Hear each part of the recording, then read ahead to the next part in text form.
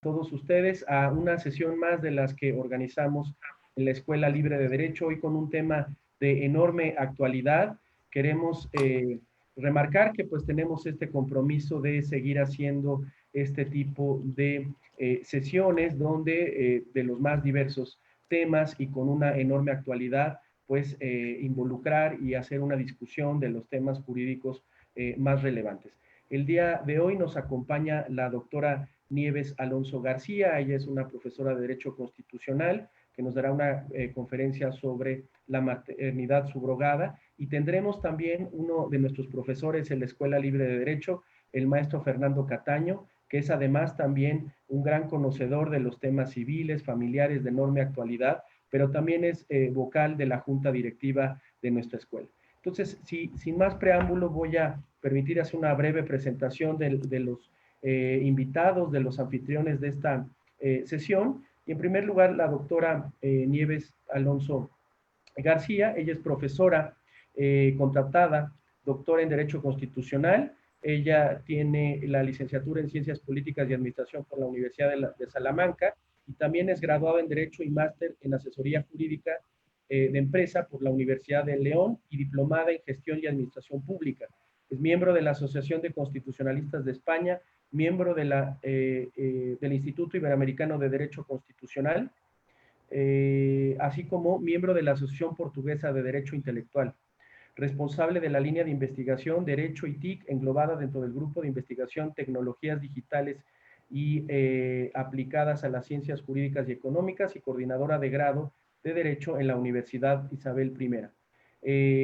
Hoy nos hablará, como les decía, de la materia de la maternidad subrogada, y también presentaré a nuestro querido maestro, el maestro Fernando Cataño, que es, como se sabe, abogado por la Escuela Libre de Derecho, con una tesis laureada con el premio Dardo Trigueros. Asimismo, también su actividad profesional se ha desempeñado en Derecho Corporativo, en Derecho Fiscal, y también fungió como subdirector del Instituto Nacional de Bellas Artes y Literatura. Desde 1989 es titular de la Notaría Pública número 17 de la Ciudad de México, y en el Colegio de Notarios de la Ciudad de México ha sido presidente de comisión de cursos y sinodal propietario de los exámenes de aspirante. Es profesor de la Escuela Libre de Derecho por más de 35 años, de manera ininterrumpida, en diversas asignaturas como seminario de tesis, derecho administrativo, derecho mercantil, derecho civil, bienes, personas y familia, y así también ha sido profesor suplente en otras materias como derecho fiscal, teoría general del Estado, entre otras, ¿no? Ha sido también profesor de Derecho Fiscal, Derecho Laboral y títulos de operaciones de crédito. Ha sido presidente de sínodo y sinodal en exámenes profesionales de nuestra escuela, y a partir de 2016 es vocal de la Junta Directiva de la Escuela Libre de Derecho. Entonces, sin más preámbulo, maestro, si quiere hacer algunos comentarios, y posteriormente daremos paso a la conferencia de la doctora Nieves Alonso. Adelante, maestro. Pues muy bienvenidos todas y todos. Es un gusto para la Escuela Libre de Derecho contar con la conferencia que nos va a dictar la doctora Nieves Alonso sobre un tema de actualidad, un tema que si bien lleva una trayectoria ya de algunas décadas, no todos los estados han tenido una posición tan clara respecto al tema de maternidad subrogada o gestación sustituta. Es realmente una oportunidad poderle escuchar, darle la bienvenida y también referir pues el esfuerzo que la Escuela Libre de Derecho ha venido desempeñando para hacer la promoción académica, dar continuidad por estos medios que ahora se nos imponen y también los disfrutamos, medios a distancia, para generar conferencias, conversatorios y además hacer la difusión académica que ha promovido muy seriamente y fuertemente nuestro señor rector Ricardo Silva, así como la Junta Directiva. Por ello, pues le damos la bienvenida a nuestra conferencista, le agradecemos su tiempo y pues estamos dispuestos y ansiosos de escucharle. Muchas gracias, doctora. Gracias. Muchas gracias a ustedes. En primer lugar, quisiera agradecer la oportunidad de que la prestigiosa y reconocida Escuela Libre de Derecho me ha dado para poder conferenciar en el día de hoy. Quisiera dar las gracias al comentarista Fernando Cataño, al profesor Fernando Cataño, al profesor Fernando Cataño y a la profesora Celia Flores por la invitación a participar. Muchas gracias, es para mí todo un placer poder estar con ustedes esta tarde.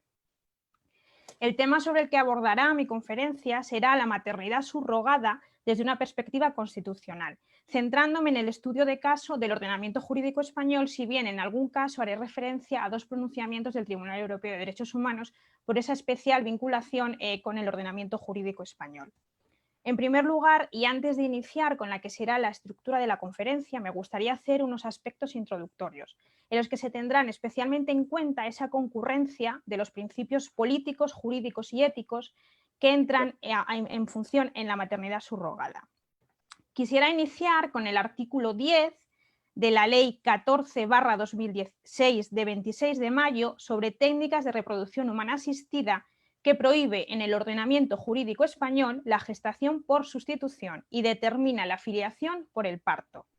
A este respecto, el citado artículo declara nulo de pleno derecho el contrato por el que se convenga la gestación con o sin precio a cargo de una mujer que renuncie a la filiación materna a favor del contratante o de un tercero. La filiación de los hijos nacidos por gestación de sustitución está determinada, por tanto, por el parto. No obstante, lo expuesto sería una síntesis de lo que es la regulación en España de la maternidad subrogada. En la práctica, la maternidad subrogada goza de actualidad por el creciente uso de esta vía en el extranjero y las inscripciones en el Registro Civil Español de niños nacidos en terceros países a través de esta técnica. La denominada maternidad subrogada, también conocida como vientres de alquiler, está generando en los últimos años un intenso debate político, jurídico y ético. La conveniencia de regular en los ordenamientos jurídicos y especialmente en el caso español la gestación por sustitución se caracteriza por la dificultad de encontrar puntos de encuentro que permitan unir posturas muy distantes y posiciones ideológicas muy enfrentadas.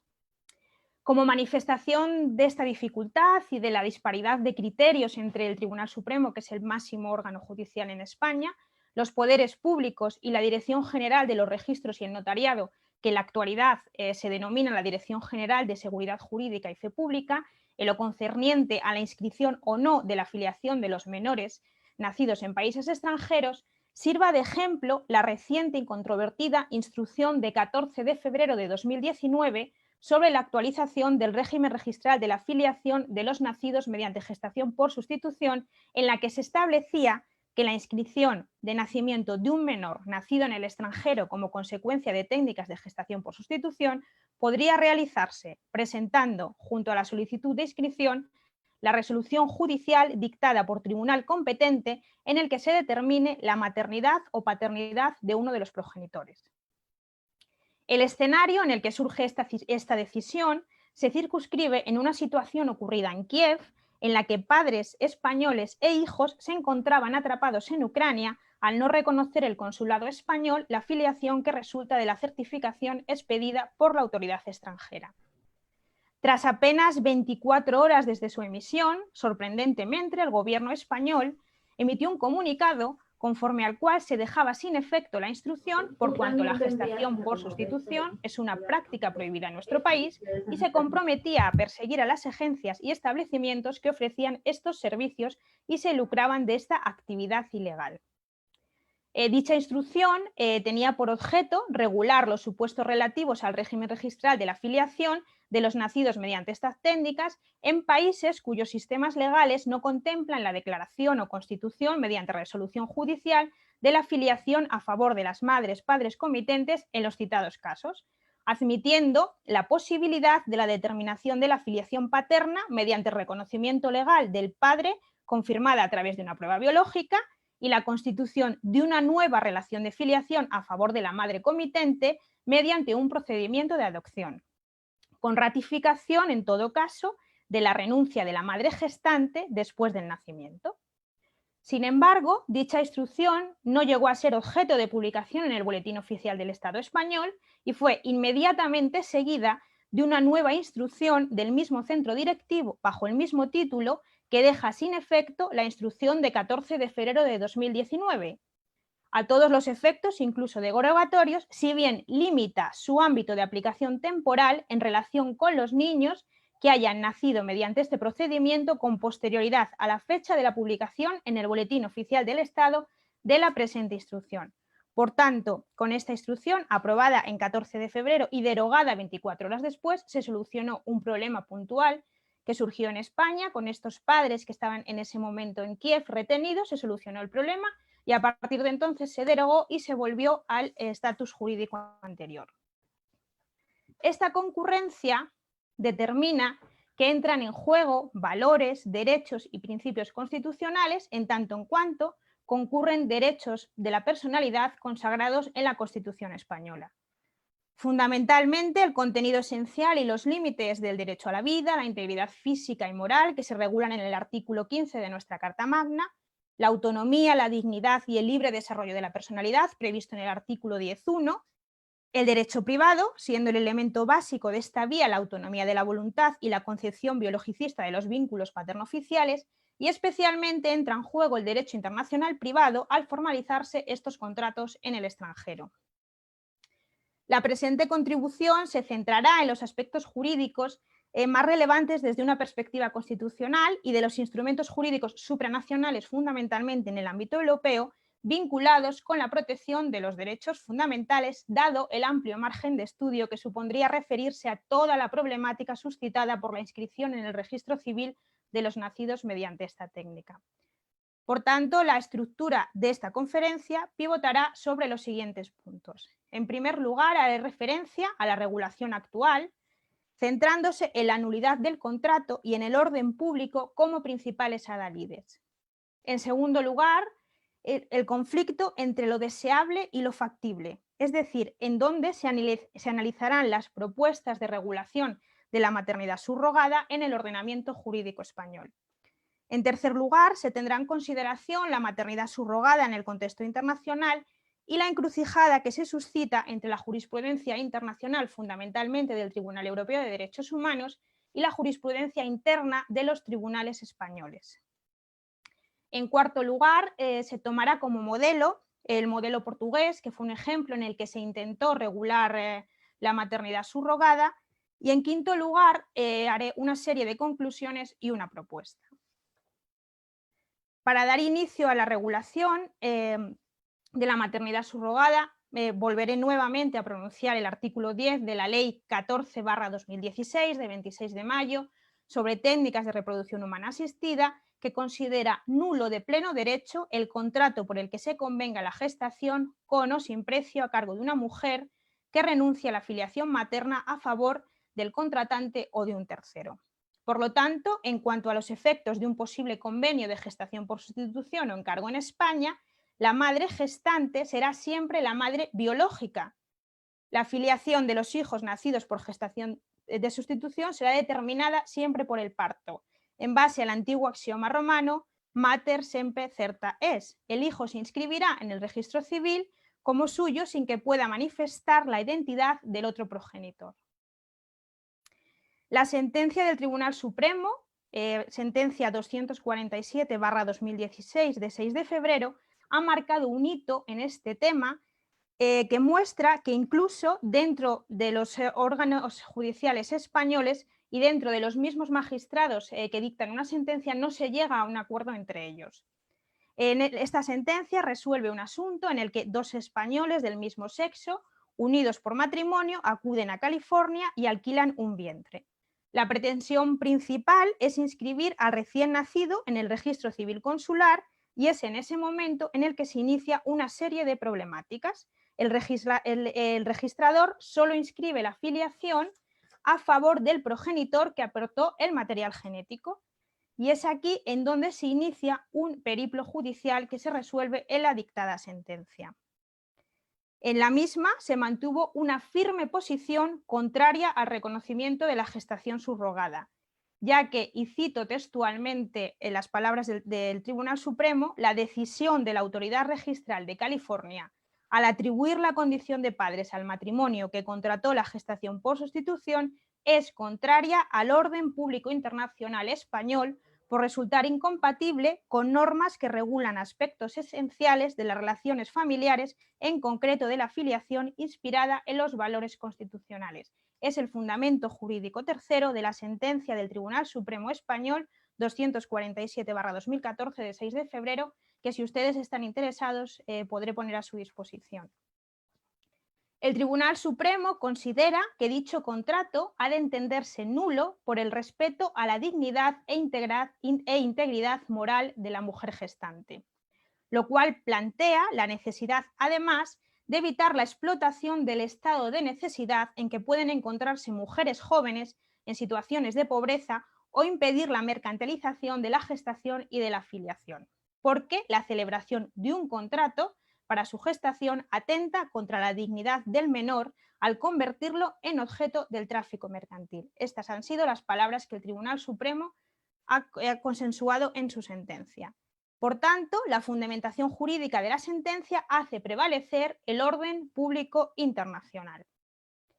La clave de la decisión judicial se centraba en una prescripción contenida en la Ley del Registro Civil Español que condiciona el reconocimiento de las inscripciones en el extranjero al respeto de la ley española. Es significativo el matiz del tribunal al considerar la existencia de una frontera diáfana de legalidad delimitada a priori por el respeto a las normas, los principios y valores que encarnan el orden público internacional español. Bajo esta premisa va a situar el concepto de orden público dentro de unos parámetros constitucionales enunciados en varios preceptos de nuestra Carta Magna, proyectándose sobre algunos aspectos esenciales que configuran las relaciones familiares y paterno-filiales. El libre desarrollo de la personalidad, previsto en el artículo 10.1, el derecho a contraer matrimonio, previsto en el artículo 32, el derecho a la intimidad familiar, previsto en el artículo 18.1, la protección de la familia, la protección integral y la igualdad de los hijos con independencia de su filiación, la tutela de la maternidad, previstos en el artículo 39 de nuestra Constitución. Esta noción integrará la defensa de los intereses del menor de acuerdo con lo previsto en la Constitución y los convenios internacionales suscritos por España. Junto al orden público, añade a su razonamiento unos principios y derechos desde los cuales apoyará la ilegalidad de la filiación derivada de la maternidad subrogada. Estos principios son la integridad física y moral prevista en el artículo 15 de la Constitución y la dignidad de la persona prevista en el artículo 10.1. Desde esta perspectiva, enfatiza sobre el peligro evidente de cosificación y mercantilización del hijo habido mediante contrato de vientre de alquiler, junto con la pérdida de la dignidad de la mujer gestante, quien puede verse sometida a aceptar el acuerdo por un estado de necesidad que impide su autonomía de la voluntad, con el riesgo en consecuencia de producir una verdadera situación de explotación personal. El pronunciamiento del tribunal se detiene también en lo que denomina vínculos sustanciales de la situación jurídica en España, un elemento que, pese a su indeterminación, impide flexibilizar el criterio del orden público internacional en este supuesto. Es en este marco en el que entra en juego el voto particular de esta sentencia, en el cual se entra a debatir sobre el derecho a la procreación implícito en los derechos al libre desarrollo de la personalidad y a crear una familia, o expresado de otra manera, si podemos entender que la maternidad o la paternidad, más allá de una opción personal o un proyecto de vida, constituye una aspiración que los poderes públicos deben garantizar.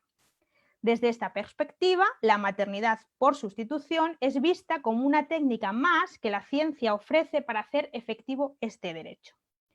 La sentencia a la que vengo haciendo referencia, en uno de sus votos particulares, se estima que la gestación por sustitución supone una manifestación de este derecho a procrear, especialmente importante para quienes no pueden tener un hijo genéticamente propio, como es el caso de los padres californianos. No se puede subestimar sin más la capacidad de consentir de la madre gestante. El consentimiento de la madre se hace ante la autoridad judicial, que vela porque se preste con libertad y conocimiento de las consecuencias, y tratándose de un acuerdo voluntario y libre, difícilmente se le explota o cosifica en contra de su voluntad y autonomía, y en ningún caso afecta al interés del menor que nace en el seno de una familia que lo quiere. Es al niño al que se le da una familia y no a la familia un niño, y es el Estado el que debe ofrecer un marco legal que le proteja y le proporcione la necesaria seguridad jurídica. A este respecto, cabe destacar que el Tribunal Europeo de Derechos Humanos reconoce el derecho a la concepción mediante técnicas de reproducción asistida, aunque sin que ello comporte necesaria y automáticamente una obligación del Estado para regular y establecer las fórmulas jurídicas a través de las cuales se pueda garantizar y ejercer este derecho. De nuevo, la discrecionalidad del legislador nacional cierra en falso el problema, ya que la consecuencia de esta doctrina puede colocar en una situación potencialmente limbótica en términos de legalidad nacional a quien intente poner en práctica este derecho o libertad sin una cobertura jurídica previa. Es decir, se produce la paradoja de que el derecho a procrear, entendido como libertad que forma parte de la esfera de la autonomía individual, en caso de disfunciones biológicas o cuando se trata de parejas homosexuales, carece del derecho instrumental sin el cual es imposible asegurar aquella.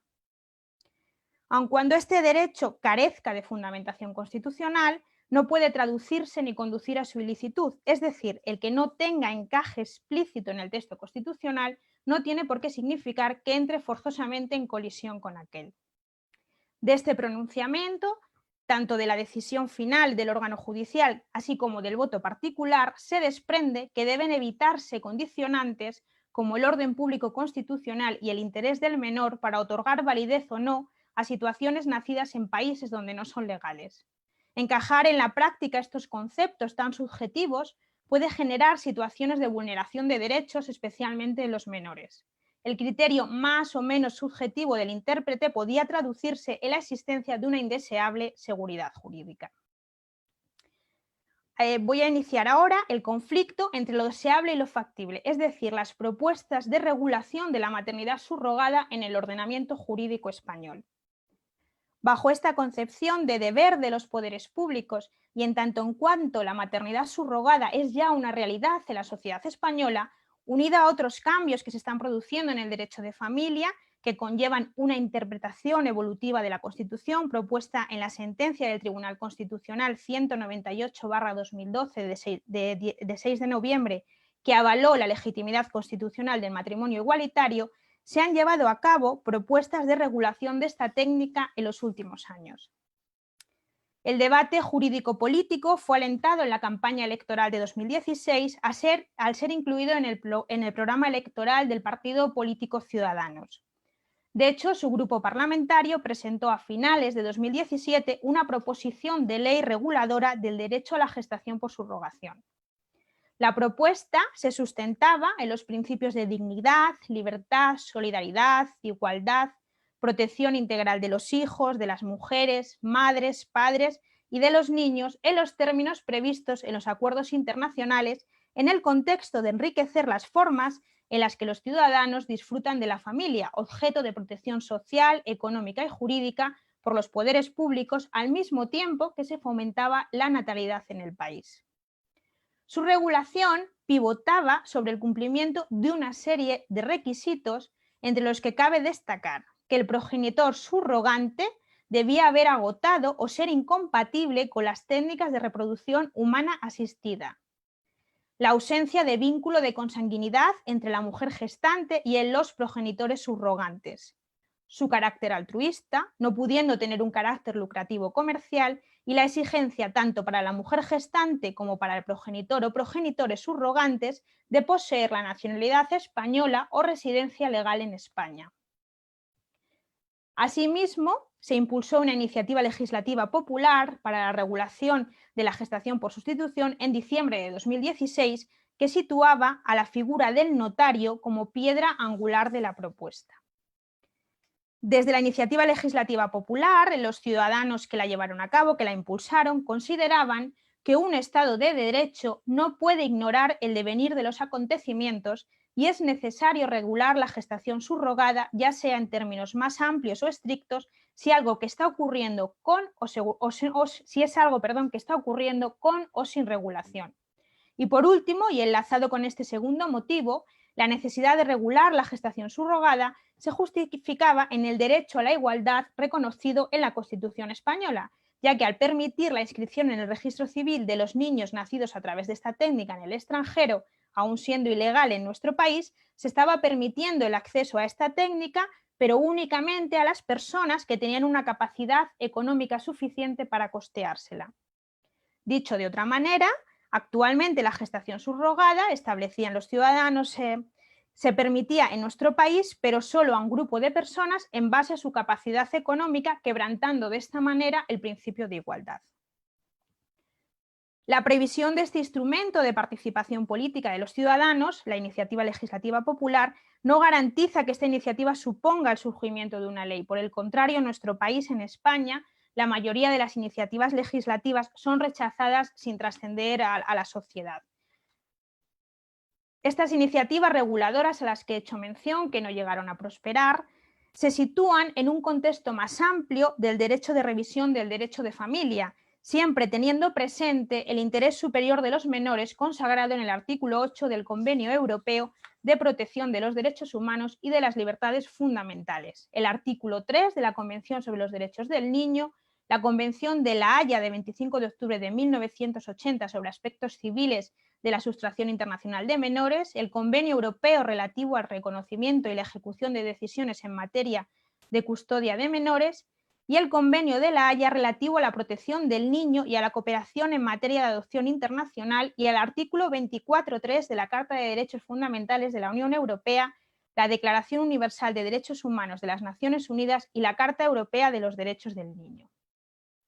En base a todo ello, toda propuesta encaminada a la regulación de la maternidad subrogada deberá asimismo centrarse en evitar el riesgo de mercantilización y tráfico y de cómo la legitimación de este tipo de gestación subrayaría la desigualdad estructural existente entre hombres y mujeres, es decir, la utilización de la mujer como un medio y no como un fin, lo cual supone un atentado a su dignidad. Esta es la línea seguida por el Parlamento Europeo en su resolución de 13 de diciembre de 2015 sobre la situación de los derechos fundamentales de la Unión Europea, en la cual condena cualquier forma de gestación por sustitución de carácter comercial, así como por la Asociación de Profesionales por la Ética en su informe de abril de 2015 y más recientemente en mayo de 2017 por el Comité de Bioética de España, quien opta por mantener la nulidad de estos contratos. La maternidad subrogada en el contexto internacional supone un galimatías jurídico. Se produce una encrucijada entre la jurisprudencia internacional que emana del Tribunal Europeo de Derechos Humanos y la jurisprudencia interna que emana de los tribunales españoles. El dilema en el que nos hallamos inmersos se circunscribe a la obligación de aplicar o no una norma con rango de ley que se ve ya afectada por una jurisprudencia internacional plenamente opuesta a la que se defiende desde posiciones jurisdiccionales superiores y vinculantes en el orden nacional. Sobre este sustento se hará referencia a las dificultades para la importación del Tribunal Europeo de Derechos Humanos por el ordenamiento jurídico y la jurisprudencia españoles. A este respecto, el anteriormente mencionado artículo 8 del Convenio Europeo de Derechos Humanos, en el cual se reconoce el derecho a la vida privada y familiar, es la clave jurídica sobre la que pivotan las resoluciones vinculadas a la gestación por sustitución en los casos Meneson y Lavas contra Francia de 26 de junio de 2014 y Paradiso y Campinelli contra Italia en la sentencia 27 de enero de 2015. En la resolución de los primeros casos mencionados, el Tribunal Europeo de Derechos Humanos constata que los comitentes que se ocupan de las hijas concebidas mediante un convenio de gestación por sustitución desde su nacimiento y viven juntos de una manera que no se distingue de la vida familiar en su sentido usual. El tribunal reconoce entonces un derecho a la identidad que considera parte integral del concepto de intimidad y la relación existente entre la vida privada de los niños nacidos por gestación por sustitución y la determinación legal de su filiación. Por tanto, el rechazo al reconocimiento de la filiación obtenida por gestación por sustitución vulneraría el derecho a la vida privada de los menores. El tribunal entiende que el margen de apreciación nacional se reduce si está en juego la filiación, ya que en este caso estamos ante un aspecto esencial de la identidad de los individuos. Esta es la perspectiva que no tiene presente el Tribunal Supremo Español, como hemos visto en la sentencia anteriormente mencionada, de manera que los hijos nacidos de una gestación por sustitución y considerados, de acuerdo con el derecho californiano, hijos de los padres internacionales, no son reconocidos como tales en el derecho español. Por lo tanto, se produce un enfrentamiento entre la normativa que emana del Tribunal Europeo de Derechos Humanos y en la sentencia del Tribunal Supremo de 2014. El mismo argumento de la protección de los intereses del menor fue determinante en la resolución del caso Paradiso y Campinelli contra Italia, en la que el Tribunal Europeo de Derechos Humanos también considera vulnerado el artículo 8, en tanto en cuanto de facto ha existido una vida de familia entre la pareja y el niño.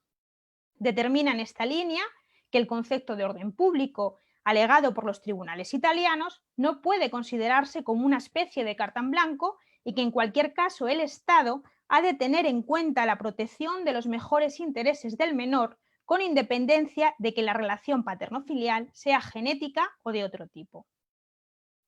Dos magistrados formulan un voto particular en el que estiman que no se pueden prescindir de la ilegalidad presente en el origen del establecimiento de una vida familiar a la hora de analizar la proporcionalidad que exige la aplicación del artículo 8.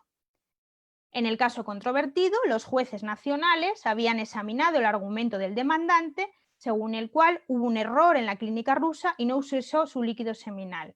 Sin embargo, entienden los magistrados, la buena fe del interesado no puede crear el vínculo biológico que no existía. En consecuencia, consideran que las autoridades italianas han actuado respetando la ley de acuerdo con la defensa del orden y con el fin de proteger los derechos y la salud del niño y han preservado un justo equilibrio entre los intereses en juego. La citada sentencia ha sido revocada por la Gran Sala en la sentencia de 24 de enero de 2017, que ha estimado que no existió vulneración del respeto a la vida privada y familiar.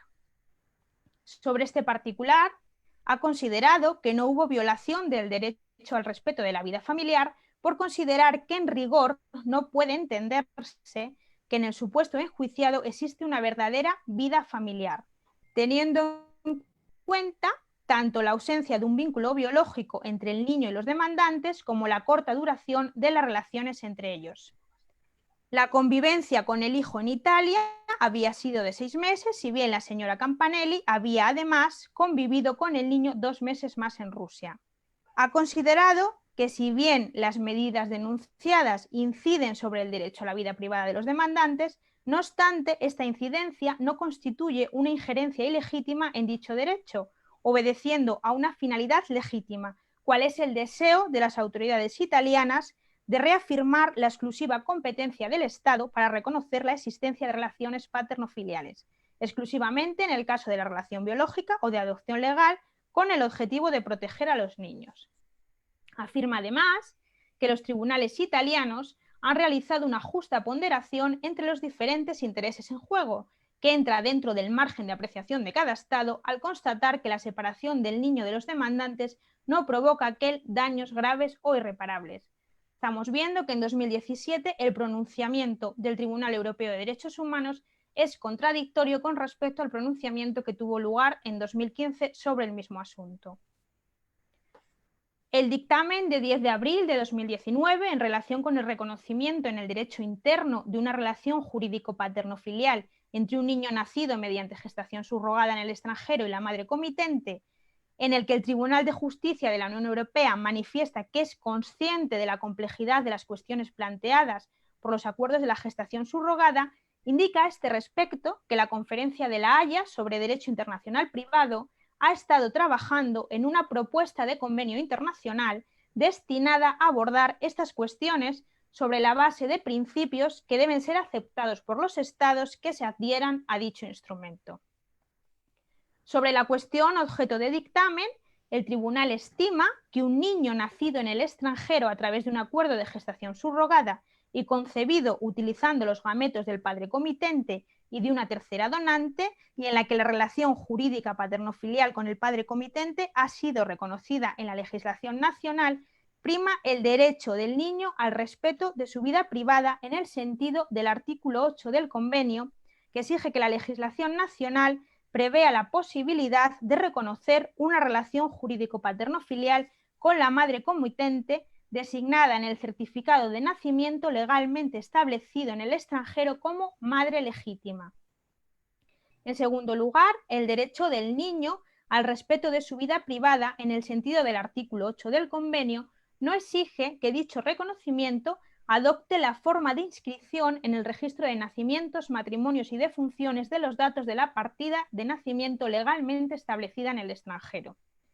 Pueden utilizarse otros medios, como la adopción del niño por la madre comitente, siempre que el procedimiento establecido por la legislación nacional garantice que pueda ser aplicado con prontitud y eficacia de conformidad con el interés superior del menor. Voy a iniciar ahora una visión desde el derecho comparado en la que haré referencia al impulso regulador del legislador portugués. Con base en el derecho comparado, cabe señalar que el legislador portugués afrontó la tarea de regular esta figura y su legislación fue declarada inconstitucional por la sentencia número 225/2018 de 24 de abril del Tribunal Constitucional portugués. La Ley 25/2016 del 22 de agosto, que regula el convenio de gestación por sustitución en el ordenamiento jurídico portugués, entró en vigor en septiembre de 2016, modificando la Ley 32/2006 de 26 de julio de procreación médicamente asistida, en cuyo artículo 8.1 denegaba expresamente dicha gestación por sustitución en similitud con el ya mencionado artículo Ley 10 de la actual legislación española. En el marco de su regulación, cabe destacar una serie de preceptos que constituyen el basamento sobre el que descansa la propuesta portuguesa. El primero de ellos es su previsión como instrumento únicamente posible a título excepcional. En segundo lugar, su carácter altruista, en tanto en cuanto la gestante no recibiría precio alguno salvo una contraprestación destinada a cubrir los gastos del proceso. En esta misma línea, las mujeres solicitantes debían demostrar que no podían gestar, ya fuera por ausencia de útero o lesión o enfermedad que se lo impidiera, o la existencia de graves riesgos para la salud de la madre o del hijo y otras situaciones clínicas que lo justifiquen. Asimismo, la gestante debía ser buscada por la familia comitente, no pudiendo existir una relación de subordinación económica, ya fuera de naturaleza laboral o de prestación de servicios, y no podía ser donante del óvulo utilizado en el procedimiento. Otra de las exigencias impuestas por la normativa portuguesa era que al menos uno de los padres intencionales debía aportar su material genético. Aspectos tan importantes como el impedimento de acceso o no a nacionales fue obviado en la normativa, por lo que cabe considerar que al no excluirlo expresamente, era posible ser beneficiario cualquiera que cumpliera con los requisitos legalmente establecidos, lo que fomentaría el riesgo del turismo reproductivo. Igualmente, no se preveía la creación de un registro o censo público de mujeres gestantes, pero prohibió la existencia de cualquier intermediario con ánimo de lucro, lo que hacía que fuera la propia familia intencional la que debiera buscar a la mujer gestante, que podía ser española y no tener residencia en Portugal, así como de su propio entorno familiar o círculo de amistades. A este respecto, se ha llegado a considerar que el régimen luso podría abrir las puertas a una contractualización de la maternidad para la que se impone una fuerte fiscalización con vistas a evitar abusos, pero la inconstitucionalidad declarada de alguno de sus preceptos pone nuevamente sobre la mesa el debate acerca de la gestación por sustitución y cómo debe ser regulada. Y como colofón final, me gustaría realizar una serie de reflexiones y una propuesta de regulación. De lo expuesto, cabe concluir la necesidad de regular una figura jurídica tan controvertida, pero a su vez tan necesaria atendiendo a la realidad de la sociedad actual. A fin de establecer unas pautas ante la regulación de la maternidad subrogada, es preciso conocer cómo ha sido regulada en diferentes ordenamientos jurídicos, pudiéndose clasificar en 3 categorías en función de si consideran el contrato de gestación por sustitución nulo de pleno derecho, como es el supuesto mayoritario, que nos encontramos estados como España, Italia, Francia, Alemania, Suecia o Austria, A este respecto, debe señalarse en el supuesto que representa Suiza, en el que la prohibición de la gestación por sustitución no se ha recogido en una legislación ordinaria, sino que se incluye de manera expresa en la propia Constitución. En este sentido, el artículo 119 de la Constitución Federal de la Confederación Suiza, en la letra D de su inciso segundo, establece que la Confederación elaborará la normativa sobre la utilización del patrimonio genético y embrionario humano. De esta manera, velará por asegurar la protección de la dignidad humana, de la personalidad y de la familia, y se guiará especialmente según los siguientes principios, entre los cuales se recoge la prohibición de donar embriones, así como todas las formas de maternidad de sustitución. La segunda de las categorías es aquellos estados en los que se considera válido en todo caso, en los que se incluyen estados como Georgia, Ucrania, Rusia y algunos estados de Estados Unidos como California o el estado de Tabasco. Válido con el cumplimiento de ciertos requisitos, que es el supuesto del Reino Unido, de Canadá, de Grecia, de Israel, de Brasil, de Nueva Zelanda y de algunos estados de México y de Australia. Todos estos estados declaran válidos el contrato de gestación por sustitución siempre y cuando se cumplan ciertas condiciones. A modo de ejemplo, cabe destacar que Reino Unido, en virtud del Acta de Acuerdo o Disposiciones de Subrogación de 1985, no prohíbe la gestación por sustitución ni sanciona a los padres que la soliciten ni a la mujer gestante, si bien condena la negociación de los acuerdos con el fin lucrativo. De entre las posiciones más extremas, que van desde la prohibición o la regulación sin ningún tipo de restricción, debe abogarse por la necesidad de una regulación que someta a la gestación por sustitución a determinados límites que satisfagan de manera equilibrada los derechos e intereses en conflicto. Dentro de los derechos fundamentales, deberán ser respetados en su regulación los siguientes preceptos: la dignidad humana, como fundamento del orden político y de la paz social, debe sustentarse en la concepción de los seres humanos como fines en sí mismos y no como instrumentos. El derecho a la integridad física y moral de la gestante, así como en la prohibición de tratos inhumanos o degradantes y en el principio del interés del menor incorporado en la Constitución española en el artículo 39.4, conforme al cual los niños gozarán de la protección prevista en los acuerdos internacionales que velen por sus derechos en conexión con el artículo 10.2 de la Constitución, en virtud del cual las normas relativas a los derechos fundamentales y a las libertades públicas que la Constitución reconoce se interpretarán de acuerdo con la Declaración Universal de Derechos Humanos y los tratados y acuerdos internacionales sobre los mismos ratificados por España. En aras de garantizar su cumplimiento y ofrecer las suficientes garantías en su regulación, deberá acogerse una serie de límites y entre ellos se esbozarán los que a mi juicio considero más relevantes. A fin de velar por la dignidad de la mujer y especialmente en aquellos supuestos en que por razones socioeconómicas las mujeres pudieran hallarse privadas de plenas capacidades volitivas, debe garantizarse la inexistencia de contraprestación económica, salvo los gastos derivados del embarazo. Lo contrario supondría avalar la conversión de la capacidad reproductiva de la mujer en un objeto de mercado, además de multiplicar los efectos negativos que la práctica podría tener en aquellas mujeres que se hallan en una situación de mayor vulnerabilidad. Deberá además estar amparado por un proceso judicial que garantice la protección de los derechos de todas las partes, especialmente de las más débiles.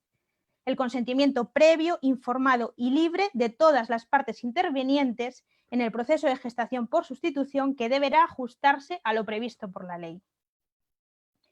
Asimismo, sería importante la prohibición a solicitantes internacionales para impedir que se genere el denominado turismo gestacional. Por lo tanto, debería de ser obligatorio que al menos una de las personas solicitantes tuviera la nacionalidad española o, en su caso, haya tenido permiso de residencia durante un tiempo prolongado, así como que al menos uno de los comitientes debería aportar su material genético en la medida en que la gestación por sustitución se entiende como una solución para quienes no pueden llegar a concebir un embarazo, pero no quieren renunciar a tener un hijo genéticamente propio.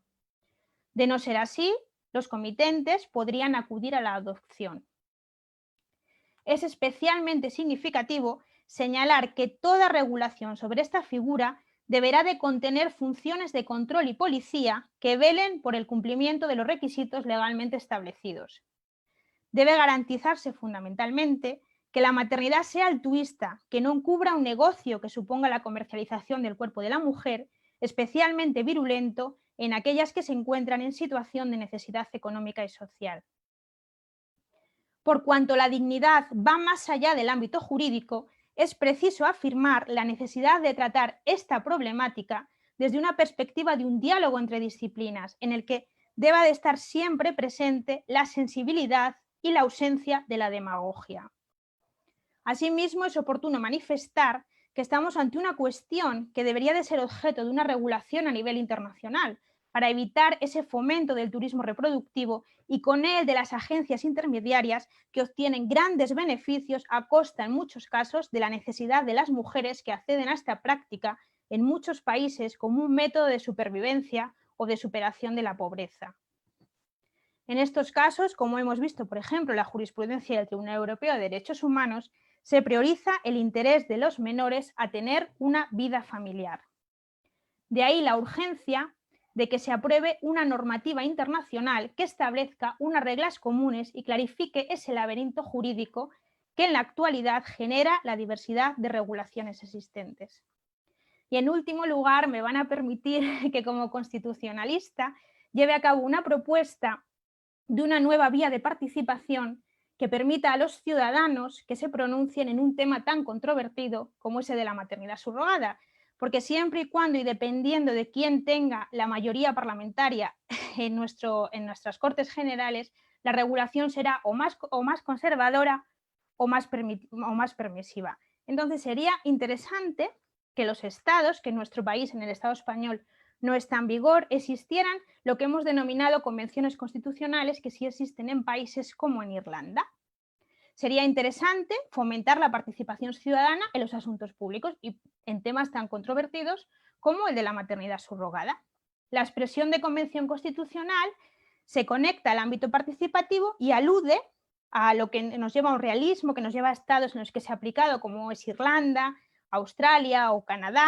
Es una reunión o agrupación de ciudadanos y sus representantes avalados por precedentes organizativos similares y determinados por el compromiso político de gobernabilidad basado en el poder discrecional del Ejecutivo, que actúan con la finalidad de dotar de un suplemento al contenido normativo de la Constitución, a otra norma o a una situación conflictiva política y territorialmente a los efectos de potenciar su flexibilidad, adoptándose a las circunstancias cambiantes de la vida a unas nuevas necesidades. Con ello se reforzaría esa parte eficiente presente en cada Constitución.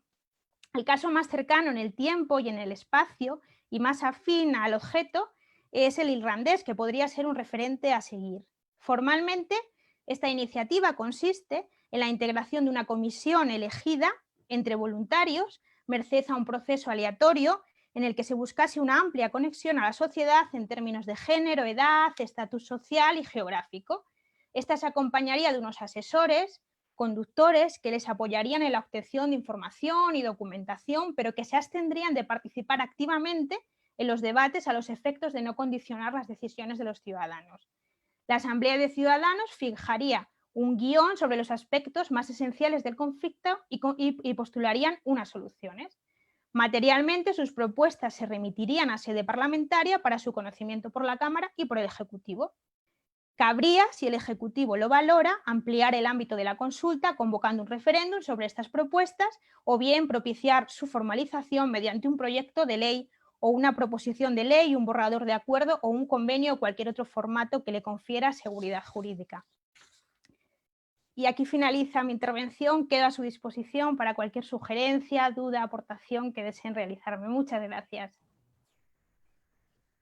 Muchísimas gracias, doctora. Pues ha sido muy interesante. Hay algunas preguntas, pero maestro Fernando Catayo, por favor, si quiere comentarnos y lo que usted considera pertinente.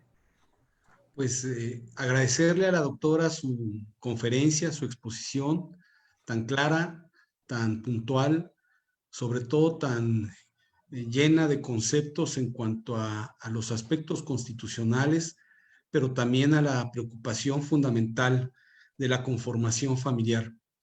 Sabemos que la familia es nuestro entorno. En la familia, pues nacemos, nos desarrollamos, crecemos, morimos.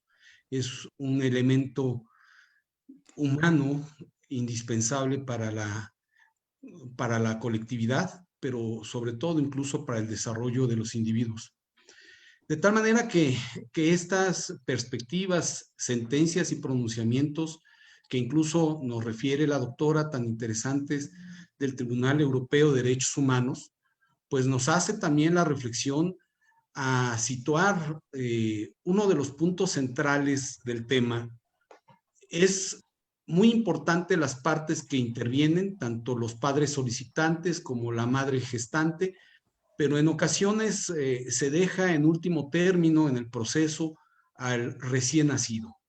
Y es aquí donde definitivamente tenemos que procurar, como dice ella, establecer mecanismos de seguridad jurídica, no solamente nacionales, sino también de carácter internacional. La gestación de un nuevo ser humano es una cosa realmente trascendental. Por ello, incluso la Convención de Derechos Humanos y de Bioética, conocida como Convención de Oviedo, tiene precisamente lineamientos en relación al manejo del material genético y sobre todo en particular al genoma humano con intención reproductiva, puesto que incluso prohíbe, como sabemos, la selección de sexo o la orientación de ciertos caracteres genéticos en el futuro recién nacido. Nos hace favor la doctora de recordarnos estos pronunciamientos y situaciones jurídicamente determinadas desde el ámbito constitucional de la Confederación Suiza, donde este ADN es precisamente regulado y reconocido y por otra parte protegido. De tal manera que efectivamente, como lo refiere claramente la doctora, nos parece que el tema puede situarse en una serie de encrucijadas jurídicas o polémicas que requieren acudir a conceptos de ponderación de los derechos humanos. Requiere, obviamente, que acudamos también pues, a conceptos relativos a proporcionalidad de derechos humanos. ¿Por qué? Porque encontramos efectivamente que existen estados en los que la maternidad subrogada o gestación sustituta está permitida desde la perspectiva remuneratoria. Es más, nos sorprende que incluso en las redes sociales o incluso en elementos de carácter de divulgación de Face o de este tipo de elementos, encontremos referencia de ciertas celebridades que han acudido, no en una, sino en varias ocasiones, a la gestación subrogada, pues un poco arguyendo que pues de esa manera van integrando la familia. Y sabemos también que existen agencias o intermediarios que pues promueven la interconexión entre todas las partes. Se ha considerado que en ocasiones se tienen reportes que ciudadanos españoles que han acudido al estado de California o al estado de Texas han llegado a pagar hasta 100,000 euros, por el procedimiento de gestación subrogada, considerando que pueden existir imprevistos como nacimientos previos o prematuros, en donde se puede incrementar el proceso hasta 240,000 euros. Entonces, efectivamente, coincidimos claramente con los lineamientos que nos está refiriendo la doctora en cuanto a derechos humanos, primero se le dé orientación a la dignidad humana de la mujer gestante y dignidad humana del recién nacido. También coincidimos, obviamente, sobre la protección y el concepto de interés superior del menor, porque incluso en México, refiriendo el caso de Tabasco, han existido ciudadanos de otros países que han acudido y se han generado problemas terribles en cuanto a la coincidencia entre el certificado de nacimiento, el acta de nacimiento y lograr un pasaporte para el menor. Y ha sido un problema terrible para las personas, que esto se resuelve no en cuestión de días, sino en meses. Y que pues se atenta al derecho humano de identidad del menor. Entonces, en ese contexto también el dar como privilegio y priorizar el principio del interés superior del menor es muy importante. Tan solo como un comentario, se ha referido en muchas ocasiones que pues a nivel constitucional, nosotros en la Ciudad de México, en nuestra Constitución, artículo 6º y 9º, se hace referencia a los derechos reproductivos. Pero además se insiste por parte de la Ciudad de México, en el artículo 9º, la posibilidad de acudir a las técnicas de reproducción asistida. Entonces, es importante que el Estado, no solamente a nivel de la Constitución de la Ciudad de México, haga ese pronunciamiento, sino que pues falta la seguridad jurídica a través de una ley de maternidad subrogada o de gestación sustituta que permita dar la seguridad jurídica a los que intervienen en el proceso. Realmente agradezco mucho, me ha sido muy ilustrativa, he aprendido mucho de la doctora y pues de igual manera me pronuncio para quedar a las órdenes de ustedes. Gracias, doctor. Gracias, doctora. Gracias, maestro Cataño. Pues aquí hay algunas preguntas. Daniela se pregunta que, es un comentario, pero que lo convierto un poco en pregunta, que pues hay en algunos países o estados donde se permite la maternidad subrogada, hay restricciones en materia, por ejemplo, de personas homosexuales o personas solteras. ¿Cuál sería su opinión al respecto? ¿Debería permitirse, no permitirse? ¿Está bien esa prohibición, no? Pues en este caso yo creo que esa prohibición entra clarísimamente en colisión con el derecho a la igualdad. O sea, no se pueden defender una serie de derechos cuando el derecho más fundamental es el derecho a la igualdad. Ese tipo de restricciones desde luego no son constitucionales. Aquí hay otra pregunta. Si entendimos bien el tema de esta iniciativa popular que hubo y que destacaba, y teniendo a un tan importante notario, destacaba mucho en esa propuesta legislativa la figura del notario. Ahí un poquito podríamos ampliar cómo es esta regulación y en qué sentido habría esta intervención. Pues lo que se permitiera que el notario registrara civilmente ese nacimiento, que fuera simplemente un acto notarial, que pivotara la decisión en el notario. Muy, muy bien. Y acá, por ejemplo, si entendí bien en la parte de... Pero perdona, la decisión de la iniciativa legislativa popular es una propuesta que hacen un conjunto de ciudadanos al Parlamento. Me refiero, no es como la proposición de ley que hizo el grupo político. O sea, se ampara a los ciudadanos quienes hicieron esa propuesta. Y no es vigente todavía, ¿no? No es vigente y de hecho se descartó. O sea, nunca ha llegado a estar en vigor. Y otra pregunta aquí, cuando se mencionaba un poco en la última parte de la conferencia, sobre un poco estos controles que debe haber los países que lo permiten, Portugal o Irlanda, pero también se mencionaba que en la serie de propuestas, para evitar precisamente este turismo con fines y evitar también el lucro, si entendí bien, se establecían algunos requisitos de que al menos hubiera algún español, pero esto no vendría un poco en contra de la idea de igualdad, es decir, si por ejemplo la Constitución mexicana establece una serie de derechos, por supuesto hace distinciones, pero en principio se parte de una igualdad en ciertos aspectos para nacionales y extranjeros. En un momento, si entendí bien, esta restricción solo de que tuviera lugar la maternidad subrogada solo con al menos un español de los que quisieran tener esta manera de ejercer la maternidad y la paternidad, ¿no podría decirse también lo mismo que hay una violación al principio de igualdad? En este caso, lo que se trata de evitar es que se promocione ese turismo gestacional. Si te garantizas que el padre o la madre, bien, sea del Estado español, te garantizas que no se vaya a acudir a otros países. O sea, que uno de ellos fuera español, que evitaras que en otros países existiera ese turismo gestacional. O sea, sería evitar el turismo gestacional y el hacer negocio, o sea, que irte a un país en el que fuera más permisivo que España. si te garantizas que uno de ellos sea español, pues evitas que se pueda hacer comercio, o sea, es para evitar que se comercialice. Sí, qué interesante, porque esto también trae una serie de repercusiones, por ejemplo, en el tema migratorio. Como bien decía el maestro Cataño, pues hay una serie de problemas, por ejemplo, pues, en Tabasco o en lugares que se permiten después para salir del país, ¿no?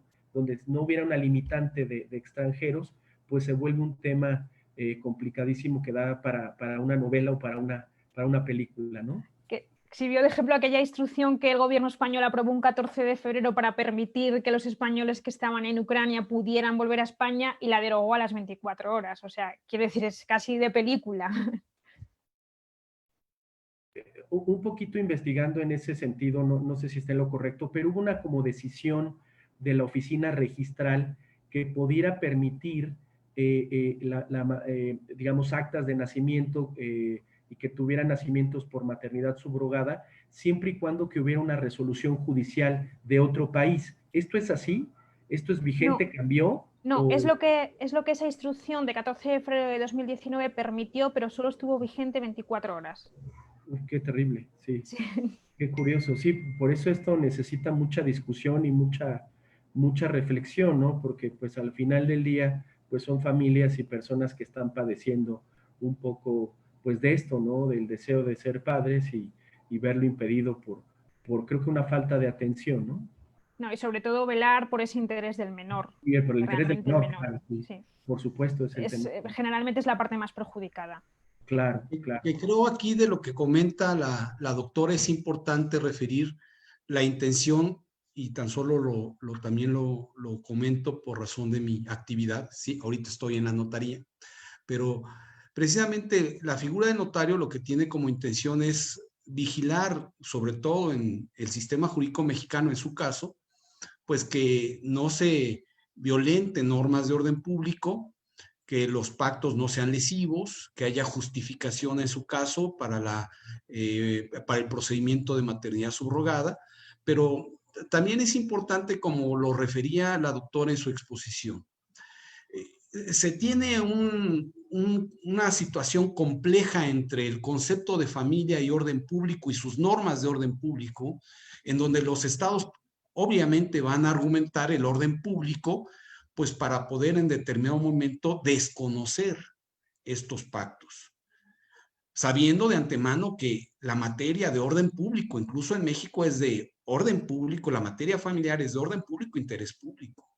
Entonces, el ámbito de negociación o de regulación debe ser muy restringida, muy precisa. Y por otra parte, lo decía la doctora, estoy totalmente de acuerdo que estos convenios o pactos deberían de ser ratificados ante la presencia judicial para que quedaran perfectamente establecido que el Estado está avalando el clausulado que se está conteniendo en esos acuerdos. Entonces, es por eso que sí, también es importante resaltar la intervención judicial, seguramente en la instrumentación jurídica de esta figura. Gracias, doctor. Sí, bueno, aquí tenemos otra pregunta, Margarita Gallegos. Creo que la respuesta ya se ha dado, pero la menciono. ¿Considera que el poner ciertas restricciones tanto a los padres intencionales como a la mujer gestante, por ejemplo, con relación a la edad, puede considerarse como discriminatorio? Sí, como dije anteriormente, sí que podría ser discriminatorio porque vulneraría el derecho a la igualdad. Hombre, con la edad siempre sí que entiendo que se refiere a la edad de la madre de la comitente, me refiero, no. Sí, Yo entiendo que no, que sería establecer una discriminación, sí. sí. Acá hay otra pregunta de Fabiola Aguilar. ¿Qué opina? Creo que ella también se ha dado respuesta muy clara, pero la digo. ¿Qué opina respecto a que personas solteras o parejas heterosexuales tengan acceso a la maternidad subrogada? Y si no es viable, ¿no hay una violación a sus derechos humanos por no tener acceso a la maternidad subrogada? Bueno, este era el debate que hablábamos del derecho a la procreación, si se debería de considerar que existe ese derecho a procrear. Yo creo que siempre y cuando dentro de las parejas heterosexuales no puedan por ningún otro medio tener un hijo y su deseo sea tener un hijo y uno de ellos aporte el material genético, yo creo que se debería de permitir. Claro. Y ya si quieren, para ir cerrando y salvo que quieran agregar alguna otra cuestión, una última pregunta es, en relación a estas dos sentencias del Tribunal Europeo, si entendimos bien, parece que hay un contraste entre esta segunda decisión, esto que decide ya la Gran Sala, y en ese sentido, para tratar de entender una coherencia entre esas dos decisiones, ¿cuál sería como el elemento particular del segundo caso que lo podría distinguir de esto y que, digamos, le da una mayor deferencia, en este caso, al Estado italiano, si es que entendimos bien el problema? Sí. En el segundo caso se consideró que no habían convivido el tiempo suficiente para crear ese vínculo familiar. Fue una cuestión por razón de tiempo, que no habían tenido una convivencia que creara ese vínculo familiar. Porque solo habían sido 6 meses, pero pues Eso es. 6 meses para una familia, pues puede Eso ser... es, y la Gran Sala consideró que no era tiempo suficiente, fue una ración de tiempo de vinculación familiar. Sí, la verdad es que son muy pocos casos estos que necesita una mayor discusión y en ese sentido me parece que pues ha sido muy idónea esta conferencia que nos abre un panorama pues enormemente de muchas cosas que tienen que discutirse en este tema. Pues no sé si quiera, maestro Cataño, hacer algún otro comentario, a la doctora, por supuesto. Claro, por supuesto, doctora Nieves Alonso, seguramente por conducto del señor rector Ricardo Silva y de la Junta Directiva, pues le agradecemos la Escuela Libre de Derecho su participación en esta conferencia. Nos ha dado usted y nos ha ilustrado muy ampliamente de la situación de este tema con respecto a al derecho español y pues nuevamente reiterarle que la Escuela Libre de Derecho tiene abiertas sus puertas para, pues cuando usted nos haga el favor de darnos otra oportunidad de dar otra conferencia, pues se lo agradeceremos muy profundamente. Entonces, seguimos aquí a sus órdenes. Doctora, muchas gracias. Pues muchas gracias. El honor y el placer ha sido mío. Muchas gracias, de verdad. Es para mí todo un honor poder estar en una prestigiosa escuela como es la vuestra. Muchas gracias. A usted, muchas gracias. Muchas gracias. Pues y por supuesto gracias. quedo a su disposición para siempre y cuando quieran tenerme en cuenta. Estoy disponible para ustedes. Muchísimas gracias. Muchísimas gracias, doctora. Ha sido de verdad muy interesante. Nos ha abierto el panorama de gran manera. Y pues despedimos esta transmisión agradeciendo pues, la atención de la copiosa asistencia que hubo. Y bueno, pues nos veremos en la próxima sesión. Muchísimas gracias a todos. Gracias a todos. Buen día. Gracias, doctor. Muchas gracias. Buenos días. Gracias. Hasta luego.